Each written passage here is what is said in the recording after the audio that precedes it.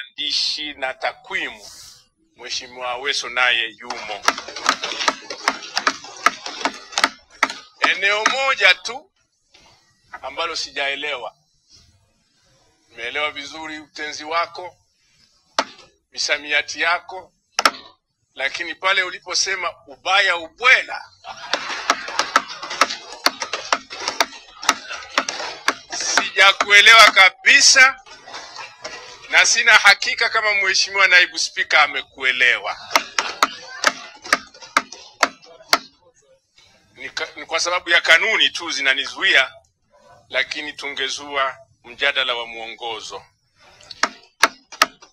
Sasa nakubaliana na wewe Mheshimiwa Spika, hoja hii inajadilika, lakini kwa upande mwingine inaeleweka, na kwa hiyo haiwezi katupotezea muda mrefu.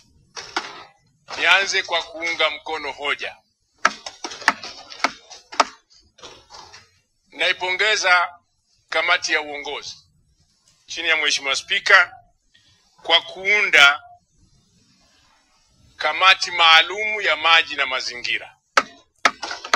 Na kwa mara ya kwanza katika bunge la 12, Mheshimiwa Naibu Spika, tumepata kamati ambayo mimi ambaye nimekuwa mjumbe wa kamati hii tangu mwanzo mpaka tunahitimisha, nakiri kwamba yaliyoelezwa ya miaka 4 ni makubwa na yanastahili kuonekana ni mafanikio ya kimapinduzi. Sasa kufanya mapinduzi inawezekana. Kuyalinda na kuyadumisha, hiyo ndio kazi kubwa. Na hapa ndipo mimi najikita katika kutoa mchango wangu. Mapinduzi makubwa sana yamepatikana, lakini mimi napendekeza nyenzo 4 ambazo zitatusaidia kuyalinda na kuyadumisha mapinduzi haya kwenye sekta ya maji. Sitaki kuwachosha, yameelezwa mengi sana yaliyofanyika, lakini mimi natambua nyenzo kuu 3 ambazo ndio mlinzi wa mapinduzi haya ambayo yametajwa katika sekta ya maji. Ya kwanza ni sera. Na hapa napongeza waziri kwa namna ambayo mmefanya marekebisho mazuri sana na makubwa katika sera ya sasa ya mwaka 2002 na marejeo yake ya mwaka 2025. Ukiisoma sera inaeleza kwamba usalama wa maji ni muhimili wa usalama wa nchi. Pili, usalama wa maji ni nyenzo kuu ya maendeleo ya kiuchumi. 3, usalama wa maji ni kipimo cha ustawi wa watu. Hii nyenzo muhimu sana itatusaidia kudumisha haya mapinduzi ambayo yametajwa hapa kupitia katika hotuba ya mtoa hoja. Kwa hiyo usimamizi bora wa rasilimali za maji ni swala muhimu na nyeti kisiasa, kiuchumi na kijamii. Na hiyo ndio maana naweka msisitizo kwamba utekelezaji wa sera hii ambayo inatoa mwanya mpana wa mabadiliko tulionayo hata ya tabia nchi, pamoja na ushirikishaji wa makundi mengi ikiwemo sekta binafsi, itatusaidia sana kuyalinda mapinduzi haya ambayo leo tunayazungumza. Nyenzo ya pili, na ametaja vizuri mtoa hoja, ni chombo hiki kinachoitwa RUWASA. Ukiangalia kazi zake zilizofanyika na idadi ya miradi iliyotekelezwa vijijini, unaweza ukadhani chombo hiki kina miaka 20 kwa umri wake. Lakini chombo hiki ni chombo ambacho kimekuja kwa wakati mwafaka.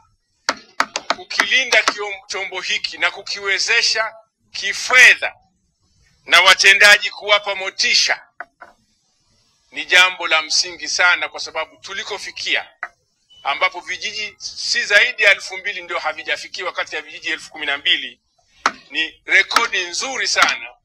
Lakini chombo hiki, kwa sababu nchi yetu inapanuka, watu wanaongezeka, shughuli zinaongezeka, kila mara kitatakiwa kiendelee kuwekeza nguvu zake kutoa huduma hasa vijijini. Na nchi yetu, kusema ukweli, watu wengi wanaishi vijijini na shughuli nyingi za kiuchumi zinafanyika huko vijijini. Kwa hiyo chombo hiki nacho ni muhimu sana, na mimi nitumie fursa hii kuupongeza uongozi wa RUWASA na uongozi wa wizara kwa ujumla kwa kazi kubwa iliyofanyika. Nyenzo ya tatu ni mfuko wa maji, mfuko wa taifa wa maji. Amesema vizuri mwenyekiti kwenye kamati yetu, tunaridhika na utendaji wa mfuko huu, lakini tunashauri kwamba bado kuna wigo mkubwa wa kupata fedha zaidi nje ya mfuko mkuu wa serikali. Ndio ameshaanza kazi ya kufanya maandiko na sehemu kubwa amepata fedha, na pia hizi fedha zinafanya kazi ya mzunguko kuwezesha mamlaka za maji kufanya shughuli zake. Kwa hiyo hii nayo ni nyenzo ya kuendeleza mapinduzi ambayo tumeyapata. Nyenzo ya 4 ni chuo chetu cha maji. Chuo hiki kinatoa mafunzo kwa wataalamu, na miradi imekuwa mingi vijijini na mingine ilikuwa haiendeshwi vizuri kwa sababu ya ukosefu wa usimamizi. Kwa hiyo wekezeni nguvu kubwa sana, na nakupongeza Mheshimiwa Waziri kwa wewe kusimamia wewe binafsi chuo hiki kukifikisha kilipo. Kilikuwa hakiko katika hali nzuri, lakini bado kuna nafasi kubwa ya kuwapa motisha, kuwapa fedha za kufanya utafiti hasa kwenye maeneo ya teknolojia, ili chuo hiki kitupe wataalamu wa kusimamia miradi yetu. Na mwisho, Mheshimiwa Naibu Spika, ni swala la utashi wa kisiasa. Na hapa nitumie nafasi hii kumpongeza mwenyekiti wetu wa Chama cha Mapinduzi na Rais wa Jamhuri ya Muungano wa Tanzania Dr. Samia Suluhu Hassan kwa kuonyesha utashi wa kisiasa katika sekta hii muhimu na nyeti kwa maendeleo ya taifa letu. Tulipoanza kwenye kamati mwaka 2021-22 tulikuwa na bajeti ya bilioni 680. Mmesikia leo tunazungumzia bajeti ya trilioni 1. Huo ni utashi wa kisiasa ambao unatupa ni nyenzo muhimu sana ya kudumisha mapinduzi yaliyopatikana. Mheshimiwa Naibu Spika, sina mengi ya kusema kama ulivyosema, nitakuwa najirudia na muda umeisha, na kushukuru sana, na kwa mara nyingine naunga mkono hoja. Asanteni kwa kunisikiliza.